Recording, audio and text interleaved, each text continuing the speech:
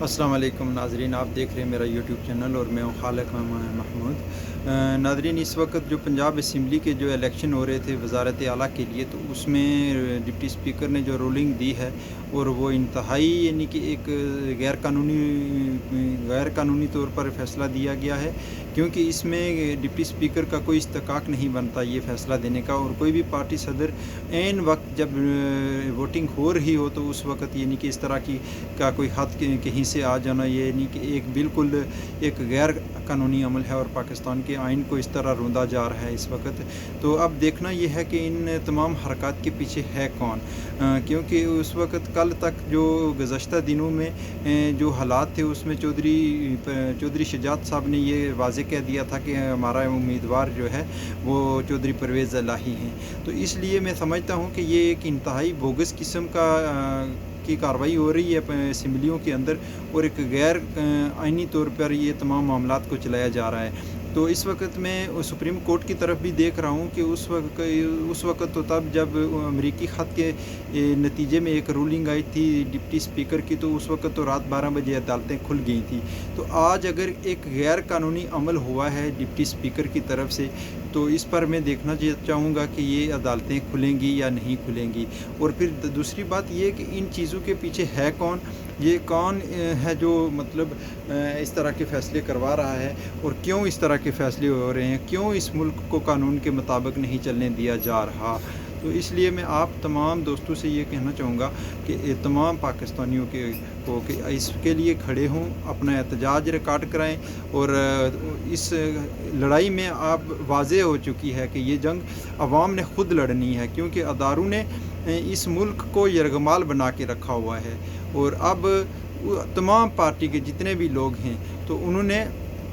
इसके ख़िलाफ़ लड़ना है और हक़ का साथ देना है। हक़ पर कौन है, कानून पर कौन है, ये हर बंदे को नज़र आता है। और कानून भी ये सामने आपको बता रहा है कि ये जो अमल हुआ है पंजाब असम्बली के अंदर, इंतहाई एक बोगस और एक तरफदारी का फ़ैसला दिया गया, एक तरफ़ा फ़ैसला दिया गया है। जब पार्लिमानी पार्टी ने ऐलान कर दिया, जब पार्लिमानी लीडर ने अपने पार्लिमानी लीडरान के साथ मिल के ये फ़ैसला कर लिया कि हमने वोट किसको देना है, तो ऐन वक्त एक गैर मुतल्लका इन शख्स का फ़ैसला आता है, गैर मुतल्लका शख्स की रूलिंग आती है, वो ख़त आ जाता है कि आपने वोट इमरान खान के उम्मीदवार को नहीं देना। बात इमरान खान के उम्मीदवार की नहीं है, बात यहाँ कानून की है, बात यहाँ हक़ और इंसाफ की है। तो मैं समझता हूँ कि ये एक इंतहाई गलत फ़ैसला दिया गया है। इस पर आवाम उन लोगों के ख़िलाफ़ उठ खड़े हों और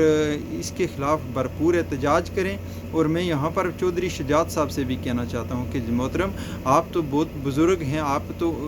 उम्र रसीदा शख्स हैं, तो आपको इस वक्त कौन है जो आपको कंट्रोल कर रहा है, किसके फ़ैसले पर आपने ये फ़ैसला किया है, किसके कहने पर आपने ये फ़ैसला किया है। क्योंकि आप एक साबिक़ वज़ीर आज़म भी रह चुके हैं। कल तक तो आपका फ़ैसला चौधरी परवेज़ इलाही के हक़ में था, और आज वो कौन से अनासर हैं, वो कौन से मामलात हैं जिन्होंने आपको ये मजबूर किया कि आप अपने फ़ैसले को बदल दें। और इसके बाद दूसरी बात मैं ये कहना चाहूँगा मोहतरम ज़रदारी साहब के लिए कि ज़रदारी साहब, आपने तो जो पाकिस्तान के अंदर इस वक्त ज़मीर फ़रोशी का काम शुरू किया है और ज़मीर ख़रीदने का काम शुरू किया है, तो मैं समझता हूँ कि सिंध की आवाम को और पाकिस्तान की आवाम को भी इस शख्स के ख़िलाफ़ खड़ा होना चाहिए। क्योंकि इस वक्त जो 40-40 करोड़ के सौदे किए जा रहे थे या गुज़श्ता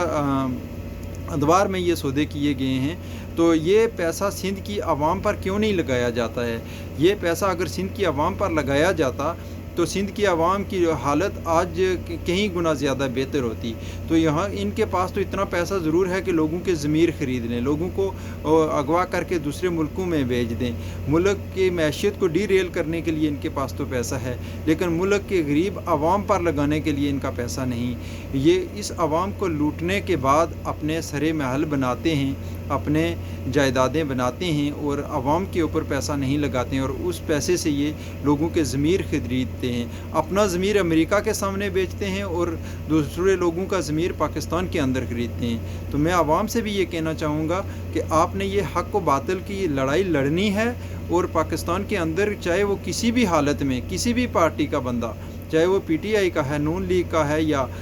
PMLN کا ہے یا کسی بھی پارٹی کا بندہ ہے، اگر وہ ضمیر فروشی کرتا ہے، اگر وہ اپنے ووٹرز کا فیصلہ بیچتا ہے تو اس کے خلاف آپ نے جنگ کرنی ہے۔ ادروائز یہ ملک اگر اسی ڈگر پر چلتا رہا تو میں پاکستان کے ان تمام عوام سے کہوں گا کہ یہ آپ کا مستقبل انتہائی تاریک مجھے نظر آتا ہے، اور ہمیں بھی فکر ہے اس بات کی، اور انشاءاللہ ہم اس جنگ میں حق و باطل کے اس مارکے میں انشاءاللہ ہم حق کے ساتھ کھڑے رہیں گے، حق کے ساتھ بولتے رہیں گے، اور انشاءاللہ یہ جو ضمیر فروشی کا کام شروع ہوا ہے تو مجھے امید ہے پاکستان کی عوام پر کہ وہ اس کے خلاف کھڑے ہوئے بھی ہیں، انہوں نے فیصلہ دیا بھی ہے، اور آئندہ بھی اس کے خلاف ان کا یہ اسی طرح ری ایکشن آتا رہے گا۔ اسی طرح ملتے ہیں اگلے ویلاگ میں، اپنا اور اپنے اس چینل کا خیال رکھیے۔ اللہ حافظ۔